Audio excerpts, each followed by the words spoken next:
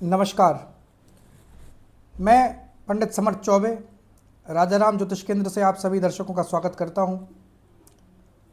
अगर वैवाहिक जीवन किसी का सुखमय है तो उसे महासुख की प्राप्ति होती है, क्योंकि अगर जन्म कुंडली को हम देखें तो चतुर्थ भाव से चतुर्थ सप्तम भाव पड़ता है और आज का विषय इस महासुख से संबंधित ही है।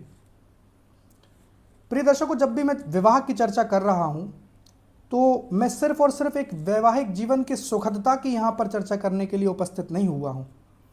मैं वैवाहिक जीवन का क्या मुख्य उद्देश्य होना चाहिए ये आप तक पहुँच पाए, इस संदेश को लेकर भी यहाँ पर मैं उपस्थित हुआ हूँ।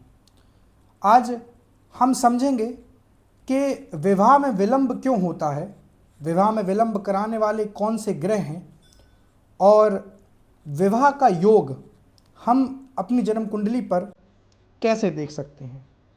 तो चलिए प्रारंभ करते हैं।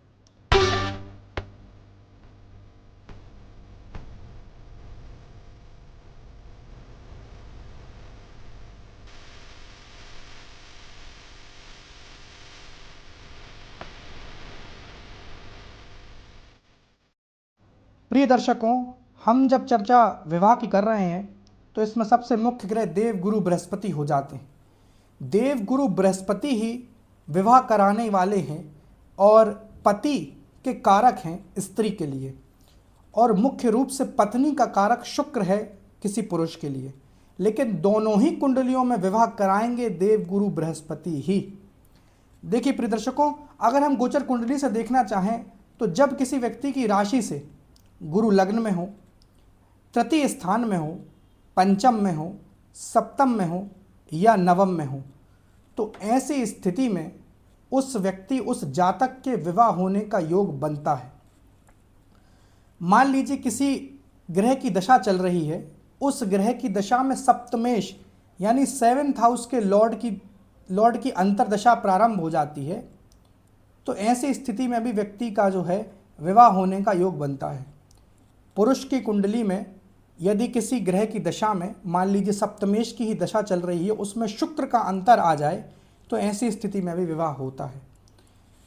जिन ग्रहों की दृष्टि सप्तम भाव पर है और उनमें से जो ग्रह बलवान अवस्था में है उस ग्रह की अंतरदशा आ जाए, या कोई ग्रह सप्तम में बैठा है जो बलवान है उस ग्रह की अंतरदशा आ जाए तो भी विवाह होता है। प्रिय दर्शकों, स्त्री की कुंडली हो और गुरु राशि से एकादश में हो, लग्न में हो, तृतीय में हो, पंचम में हो या नवम में हो, तो ये विवाह का योग बनाएगा। मान लीजिए स्त्री की कुंडली में गुरु अंतरदशा में आ गए तो भी ये विवाह का योग बनाएगा।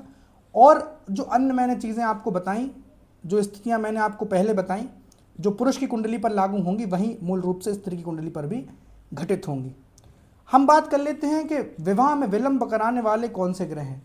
प्रिय दर्शकों, अगर किसी की कुंडली में गुरु राहु से पीड़ित हो रहे हैं, यानी गुरु चांडाल योग का निर्माण हो रहा है, गुरु अंश से कमज़ोर अवस्था में है, गुरु नीच राशि में है, राहु से युत है, केतु से युत है, या फिर ऐसे गुरु पर शनि इत्यादि की दृष्टि पड़ रही है, तो ऐसी स्थिति में कहीं ना कहीं जब गुरु पीड़ित हो जाते हैं तो वैवाहिक सुख में विलंब यहाँ पर गुरु कर देते हैं।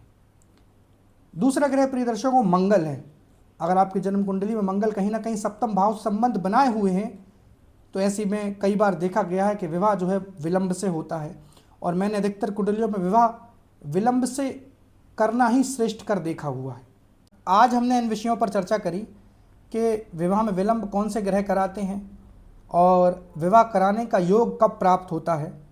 आने वाले वीडियो में वैवाहिक जीवन की सुखदता को कैसे देखें, इन सब पर भी मैं चर्चा करूंगा, इन सब पर भी मैं वीडियो बनाऊंगा।